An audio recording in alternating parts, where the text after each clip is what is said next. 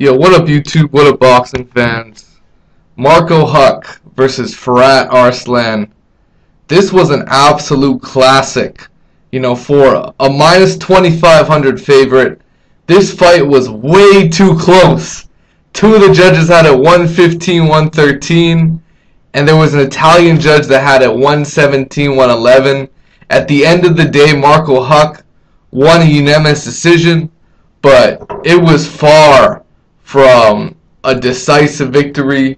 The way Firat Arslan fought, it was absolutely tremendous. He stalked Marco Huck for 12 rounds, and he had him on the ropes numerous times, ripping uppercuts and hooks.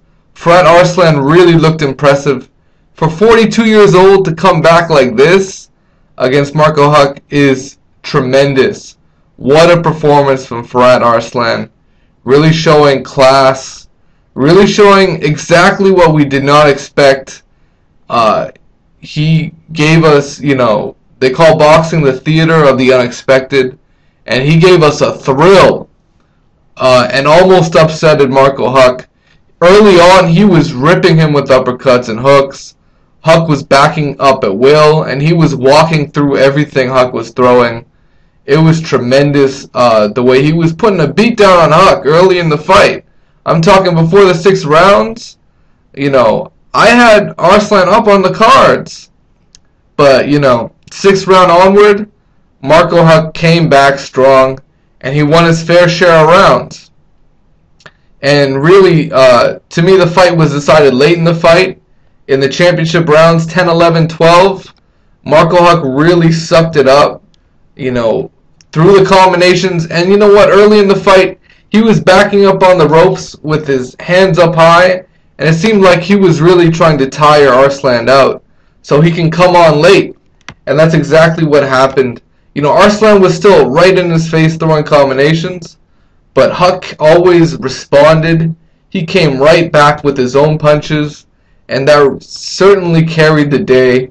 Marco Huck, tremendous performance by him. He really showed the class of a cruiserweight champion. And I have to say, although this was a shaky performance, he did pull it out in the end. But overall, I do not like Marco Huck again taking a rematch with Firat Arslan. I would love to see it. I think this is a fight of the year candidate, but it seems like Marco Huck is on his last legs. After going up to heavyweight and fighting Alexander Povetkin and coming down having a draw with Ola Afolabi, he really looked like very vulnerable against Firat Arslan, who isn't a world beater, but he really showed a tremendous heart, tremendous determination, and tremendous will. I can't argue if you had Firat Arslan winning the fight. He really stalked Marco Huck over 12 rounds, and I think he could have pulled out a draw at least. So this is definitely a super close fight. And in my opinion, this is the fight of the year, or at least a strong candidate for fight of the year. This was a tremendous fight. It was back and forth action from round 1 to round 12. I'd recommend everybody to take a look at this fight. I don't care if the commentary's in German. Check this fight out. It's tremendous. This is shades of James Toney versus Vasily Jurov. This is a tremendous fight. So check it out. Marco Huck wins a decision. Congratulations to him.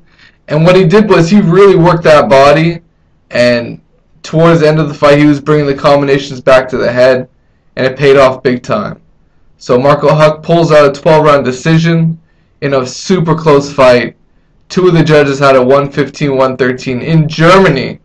That tells you how close it was. There was another Italian judge that had a 117, 111. They got to fire his ass. You cannot have this fight that wide of a margin scoring. This is a close fight, and 115, 113 is acceptable. For now, it is what it is, guys. Peace out, take care.